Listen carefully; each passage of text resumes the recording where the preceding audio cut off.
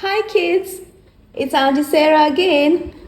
Today I'll be reading out from the big book of knowledge. It's a children's encyclopedia. Do you know what is the encyclopedia is?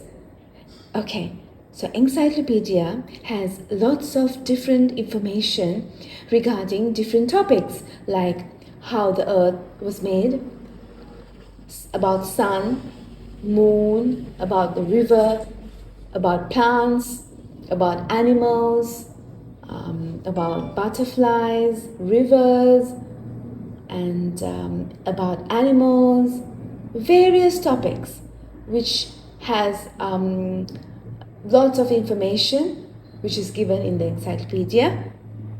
So today I have chosen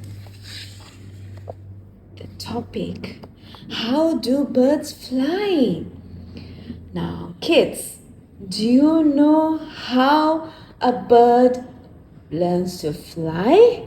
Have you ever thought, how does a bird fly? Has it ever crossed your mind how a bird could fly? So, let's find out with Auntie Sarah. Let's go. Okay, so birds can beat their wings to fly because of their powerful pectoral, that is the chest, muscles. By pushing the air towards the ground, a bird rises up, moving forward by pushing the air behind it. The wings lift it up with the feathers open to cut through the air and brings the bird down with the feathers close to push it towards the ground.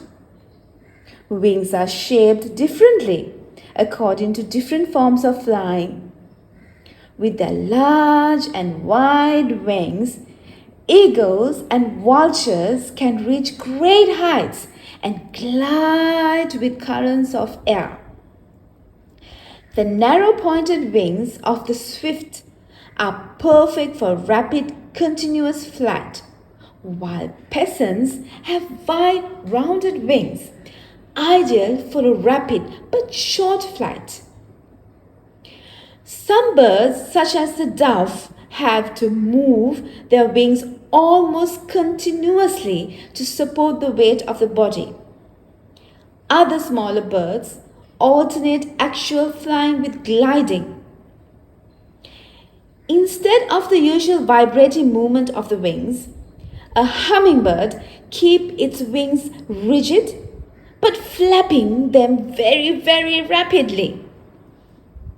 This enables it to remain quiet, still in the air, and even to fly backwards. How amazing is that, children? Okay, let's see how, why, what, and when. Kids, let's see. Can all birds fly? Although all birds have wings, not all can fly. Did you know that? That's a new fact, isn't it? The ostrich is a very fine runner, fleeing from enemies at speed of up to 65 kilometers per hour. Look at that. An ostrich cannot fly, but he can run. A penguin uses its wings as flippers, making it a great swimmer. So a penguin looks like a bird, has wings, but cannot fly. But it uses its wings as flippers, and he's a great swimmer. The flightless kiwi has only tiny, poorly developed wings hidden among its feathers. A chicken can just about manage to rise up from the ground. So, children, see, all birds who has wings cannot fly. They use their wings in different ways. Some use it for swimming, and some just use it to carry themselves to run faster. Not only for flight as well as flying, birds can move in other ways to get food or to flee from danger. Some walk or jump, others run, and others swim.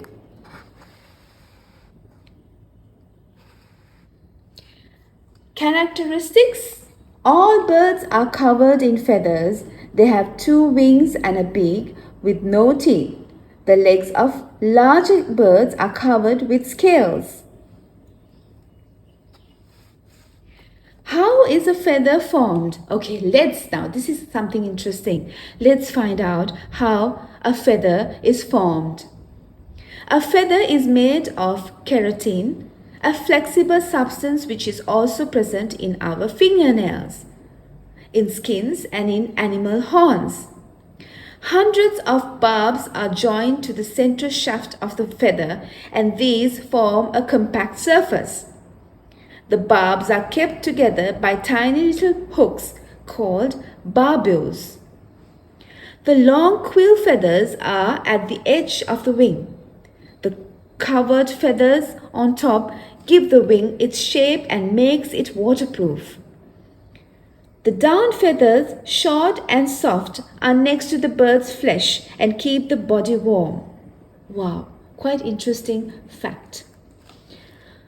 Okay. Things to do. Look at the picture below and copy the different feathers on a thin sheet of paper. Color them, cut out, and then you can try and make a bird's wings, arranging the feathers as shown with the small down feathers and then the plumage. Quite interesting activity. So, I guess we got to know some facts about how does a bird fly, and also that all birds who have wings cannot fly. They use it for different reasons. Some are good swimmers, some are good flyers, some use it for running. It's amazing, isn't it, children? Okay, Auntie Sarah will come back with more new facts and more interesting stories. So, till next time, bye!